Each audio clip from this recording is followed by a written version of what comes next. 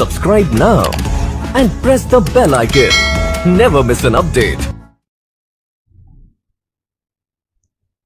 Hello champions, so very good morning to all of you. तो आज का session होने वाला है बहुत ही धमाकेदार, रंगों भरा, खुशियों भरा और कुछ गुजिया और कुछ पापड़ के साथ आज का सेशन हम शुरुआत करेंगे।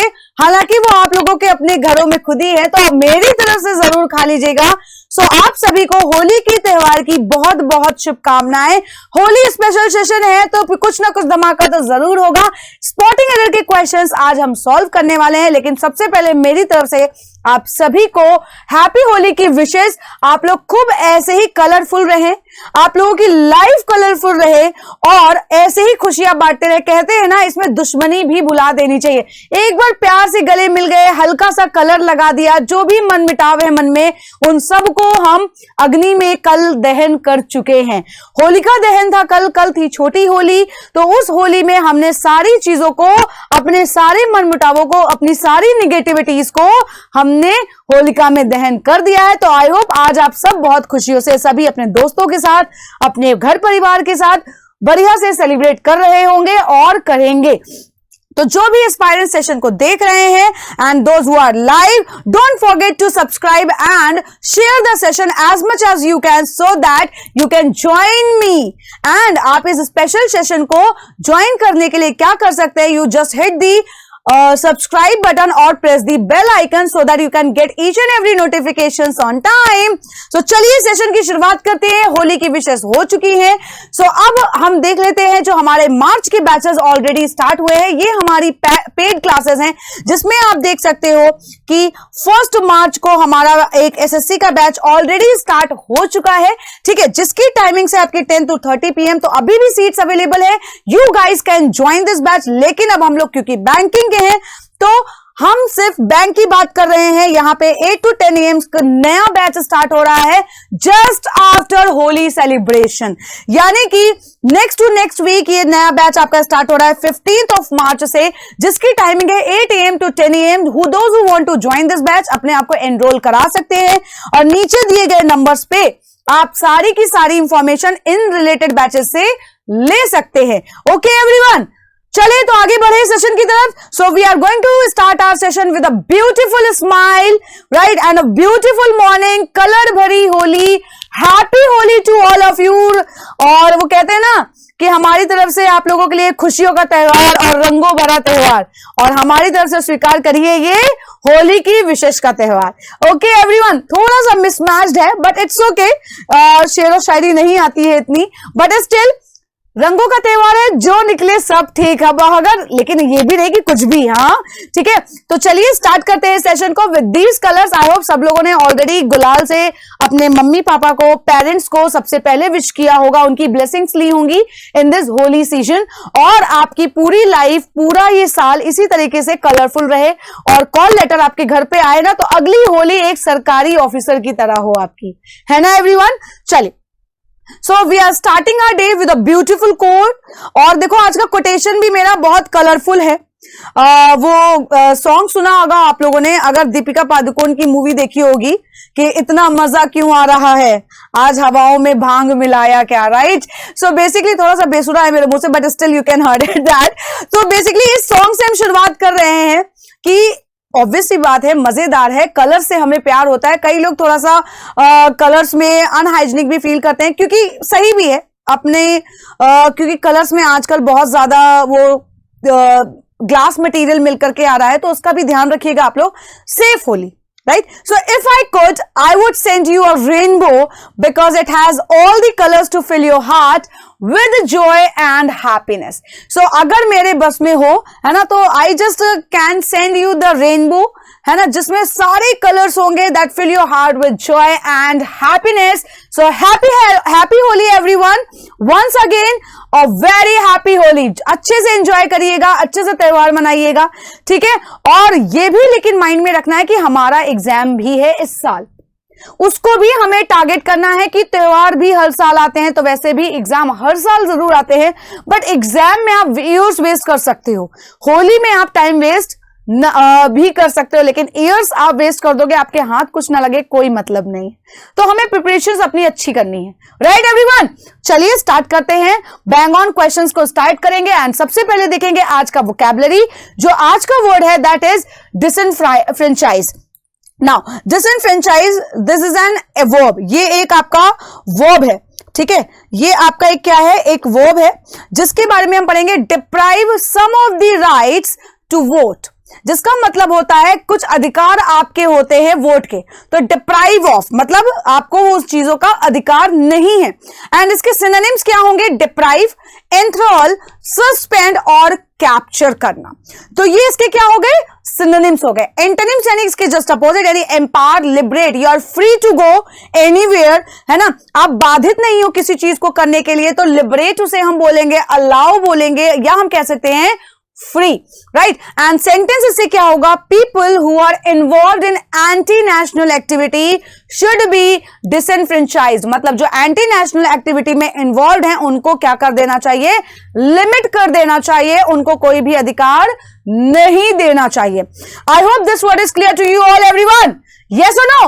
Just raise your hand in the chat box so that we can start further our question hour, that is spotting error questions. Right everyone? Start करें. So are you all ready or not? So we are starting with the spotting error question based on previous year papers. Previous year papers पे based ये सारे questions आज हम solve करने वाले हैं। तो क्या आप सब ready हैं? Start करें. चलिए start करते हैं। You all are ready? तो चलिए start करते हैं।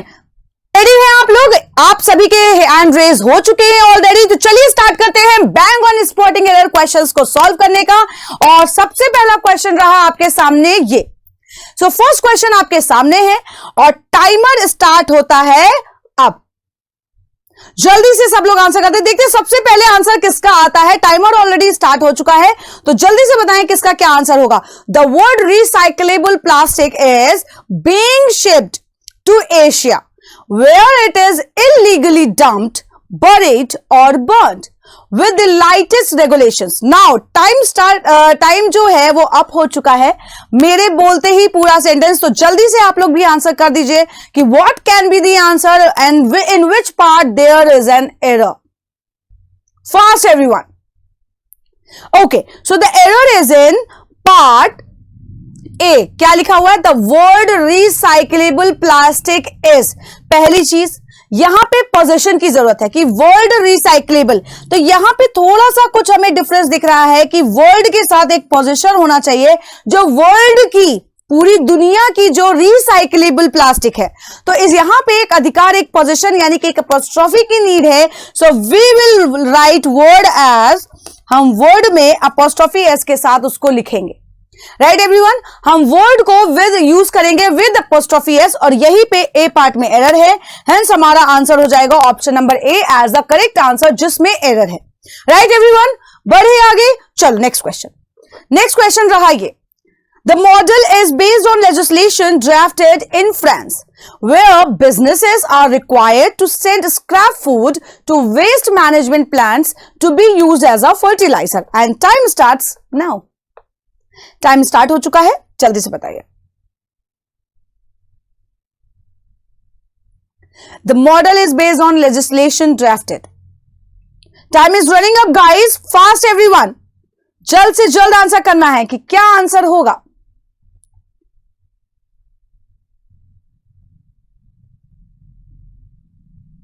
Times up. So basically sentence में क्या कहा जा रहा है, the model is based on, model किस पे बेस है, लेजिस्लेशन पे जो ड्राफ्ट किया गया है।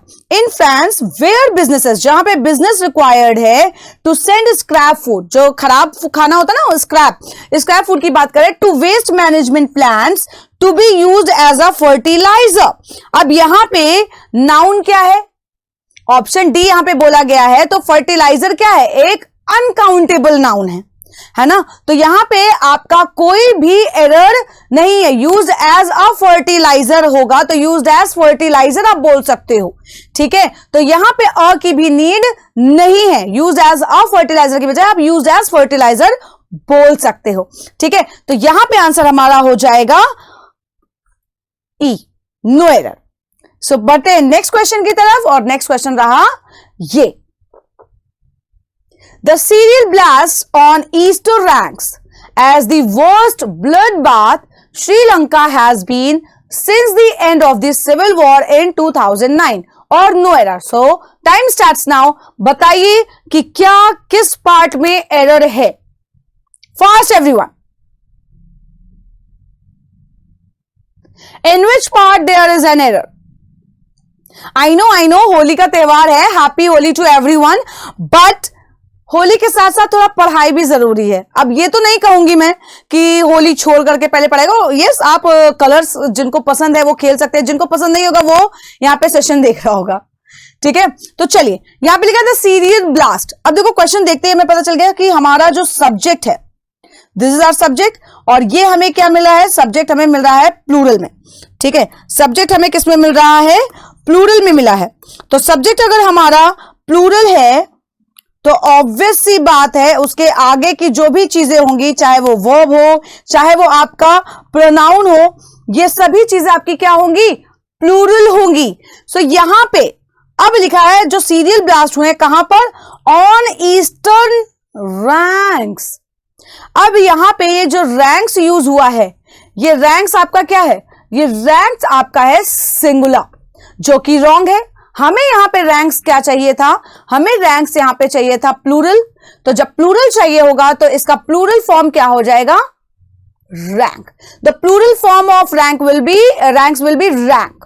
ठीक है, तो यहां पे होना चाहिए the serial blast on Easter rank as the worst blood bath Sri Lanka has seen since the end of the civil war in 2009. Hence the error is in part A. तो आंसर हमारा क्या हो जाएगा, subject verb agreement. ये lack कर रहा है तो सब्जेक्ट वर्ब एग्रीमेंट, क्योंकि सब्जेक्ट अगर प्लूरल है तो हमारा यहां पे अग्री करेगा ऑब्जेक्ट और वर्ब उसके अकॉर्डिंग ही. ठीक है, तो इसलिए यहां पे ईस्टर रैंक हो जाएगा. Clear everyone. चलिए आगे बढ़ते हैं. Next question. नेक्स्ट क्वेश्चन है, इसका आंसर ऑलरेडी आपको दिख रहा होगा. ठीक है, more men than women are likely to suffer head and neck cancer in today's era. आज के टाइम पे जो ज्यादा लोग हैं और ज्यादा वुमेन है, एक्चुअली ये रूल से रिलेटेड था तो इसलिए इसका आंसर रखना लाजमी भी था. तो ये बताना था मुझे क्या क्या सफर हेड एंड नेक कैंसर, उनको हेड और नेक का कैंसर हो रहा है आज के युग में. ठीक है, तो यहां पे मोर मेन देन वुमेन लिखा हुआ है, मोर भी लिखा है, देन भी लिखा है, चलो सही है. Are likely to suffer head and neck cancer. तो यहां पे जब कोई भी चीज किसी चीज से इफेक्ट होती है और सब्जेक्ट टू एन इलनेस और एलिमेंट, कोई मैलिडी यानी कि कोई भी बीमारी से रिलेटेड अगर कोई बात होती है ना, तो हम हमेशा एक फ्रेजल वर्ब यूज करते हैं. ये ध्यान रखना, यही बताने के लिए इसका सॉल्यूशन मैंने आपको दिया कि सफर के साथ इसका जो प्रीपोजिशन यूज होगा, जो सफर के साथ प्रीपोजिशन आपका आएगा, that will B suffer from. हम लोग बहुत छोटे थे तो हम लोग लिखते थे ma'am I am suffering from fever, I am suffering from fever. अब सफर के साथ हमेशा आपका जो प्रीपोजिशन यूज होता है वो फ्रॉम होता है. तो यही बताने के लिए ये सोल्यूशन आपको दिया गया कि कभी भी if something is subject to illness और एलिमेंट और malady, then we will use a preposition or phrasal verb that is suffer from head and neck cancer. अच्छा, सफरिंग क्यों नहीं होगा, women are likely to suffer from, क्योंकि to is an infinitive. ये भी ध्यान रखना, कुछ लोग सफरिंग लिख सकते हैं, यहां पे to आपका as an infinitive आया है, ना कि preposition आया है, तो इसका भी ध्यान रखना है. Is that clear everyone? Yes or no? चलिए, तो अब आगे बढ़ते हैं नेक्स्ट क्वेश्चन के साथ. और नेक्स्ट क्वेश्चन आपके सामने रहा ये, और टाइम स्टार्ट होता है अब. इसमें सॉल्यूशन नहीं है, एक ही रूल बताना था उसमें, बाकी सबके रूल हम साथ साथ बताते जा रहे हैं. कई बार हम लोग सफर के साथ काफी ज्यादा गलतियां कर देते हैं, और हम लोगों ने अपने एकेडमिक टाइम में काफी सारी एप्लीकेशंस लिखे हैं, I am suffering from headache, I am suffering from fever, some kind of. तो चलिए इसका आंसर बताइए. Time is running up guys. India is adequately prepared to deal in this situation after the US ended waivers on Iran sanctions. तो time up हो चुका है. क्या लिखा है, India is adequately prepared. Prepare है to deal in this situation after the US ended waivers on Iran sections. देखो यहां पे फ्रेज एक यूज हुआ है, डील इन. डील इन और एक होता है डील विथ। तो आप कहते हैं deal in goods and services, है ना, deal in goods and services, यानी कि किसी चीज में आप डील कर रहे हो, यानी कि उसको आप यूज कर रहे हो टू बाय और सेल समथिंग, है ना, किन्हीं चीजों को आप खरीद या बेच रहे हो, या डीलिंग इन समथिंग। और डील विद का मतलब होता है जब किसी को आपका अटेंशन चाहिए होता है, ठीक है, जब किसी का आपको अटेंशन चाहिए होता है। तो यहां पे क्या होगा, India is adequately prepare to deal in the situation और deal with the situation, situation को हैंडल करना। So we will use over here deal with, हम यहां पे यूज करेंगे deal with the correct answer. So हमारा यहां पे आंसर हो गया option number B. Is that clear everybody, yes और नो? चलिए नेक्स्ट स्टार्ट करते हैं, next question. The growing cooperation between India and UK has been manifested in all walks of life, be it history, politics, cultures or language. Time start हो चुका है, बताइए इसमें कहां एरर है एवरीबडी।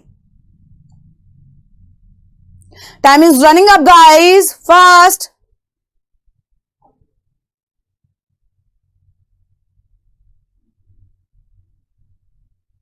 ओके, सो यहां पे क्या लिखा हुआ है, द ग्रोइंग कॉपरेशन, जो ये बढ़ता हुआ एक कॉपरेशन है ना, कोलैबोरेशन है between India and UK, that is United Kingdom, has been manifested. एक बात बताओ, बिटवीन इंडिया एंड यूके, अब आप कहोगे मैम ग्रोइंग कॉपरेशन है, तो यहां पे यूके के पहले द आर्टिकल का आना जरूरी है। अच्छा, आना तो जरूरी है, बट वाई?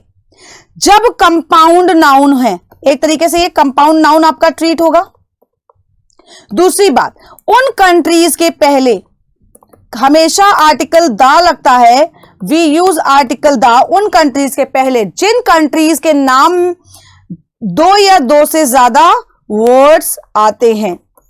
हमेशा उन कंट्रीज के पहले जिसमें दो या दो से ज्यादा वर्ड्स आते हैं, उनसे पहले ऑलवेज यूज द, हम हमेशा द का यूज करते हैं। तो यहां पे क्या हो जाएगा, the UK. Okay everyone, is that clear? तो हमारा एरर है ए पार्ट में। चलिए next question.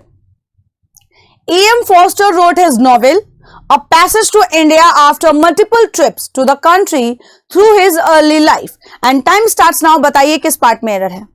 Who's gonna tell me? Fast everyone। सबका होली में मन लगा हुआ है, कोई बात नहीं, अच्छी बात है।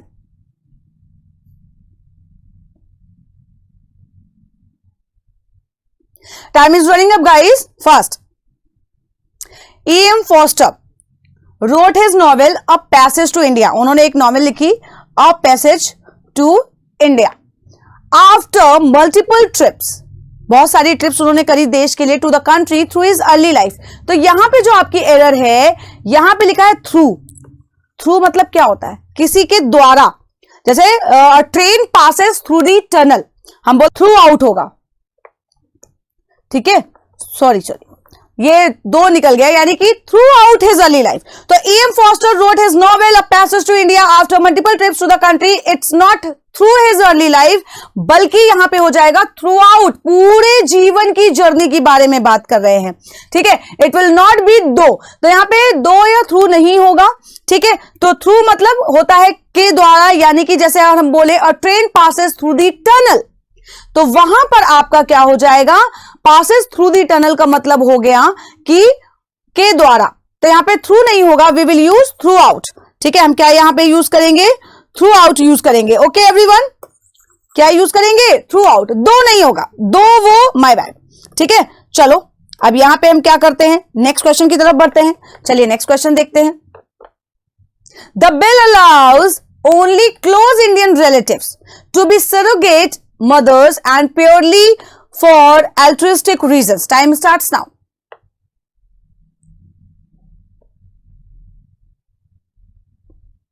बताइए।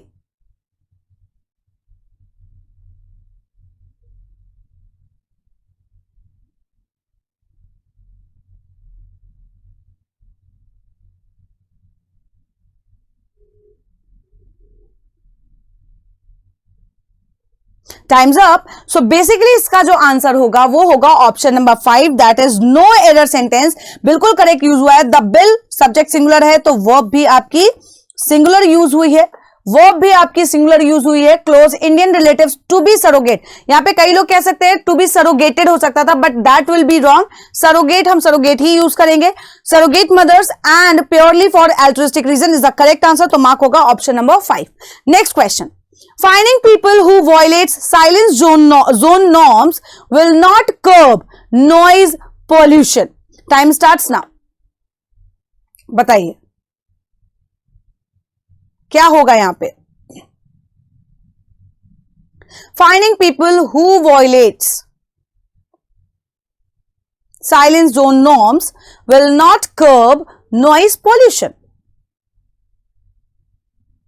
Okay, time's up. तो the answer is subject verb agreement ही है. पीपल है बाबा, पूरा पूरा ये कलेक्टिव नाउन की तरह यूज हो रहा है. तो वॉयलेट्स यानी कि ये जो सिंगुलर वर्ब यहां पे यूज हुआ है, दिस इज रॉन्ग.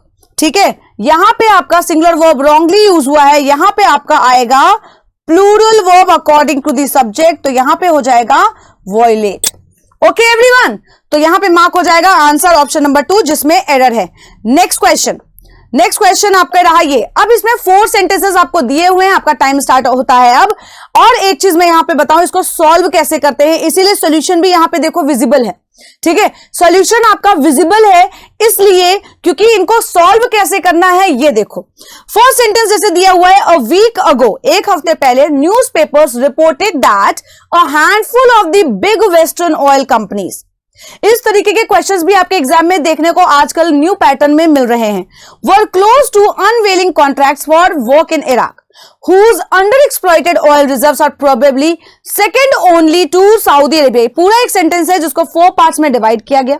ठीक है, तो यहां पे बताया गया कि आपको बताना कि किस पार्ट में एरर है. तो इस तरीके से क्या होता है, कभी कभी अलग अलग सेंटेंसेस भी दे देते हैं. ये तो फुल सेंटेंस है जिसको 4 पार्ट्स में डिवाइड किया गया. तो यहां पे एरर देखो कहां पे है. लिखा है न्यूज़पेपर रिपोर्ट ये हुई जो हैंडफुल ऑफ द बैग है वेस्टर्न ऑयल कंपनीज का, were close to unveiling contracts for work in Iraq, whose under developed oil reserves are probably second only to Saudi Arabia. तो क्योंकि कंपैरिजन ऑयल में हो रहा है, जो ऑयल रिजर्व्स है ना उनके लिए हो रहा है, तो यहां पे हमें कंट्री का कंपैरिजन नहीं है. अगर डायरेक्टली टू सऊदी अरेबिया हो जाएगा तो कंट्री टू कंट्री कंपैरिजन हो जाएगा. और आपको ध्यान रखना होगा कि कंपैरिजन जो है वो कंपैरिजन जो किया जाता है वो सेम चीजों में किया जाता है.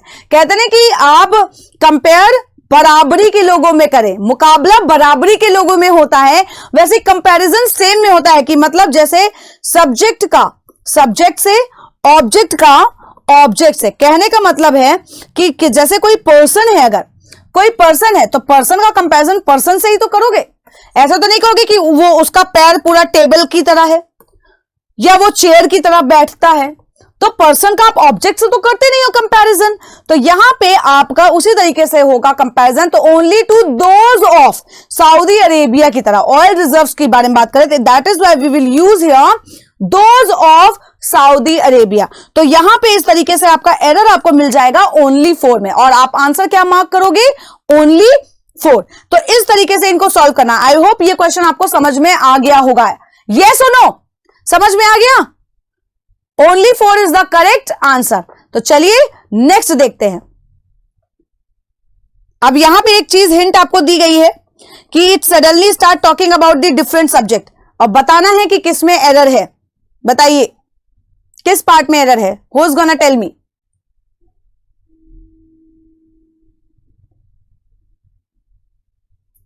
The translation isn't great and some of the local officials have a tendency to go off at tangents, but it's have found to gather opinion and the Afghans have learned to be forthright with these straight talking Americans.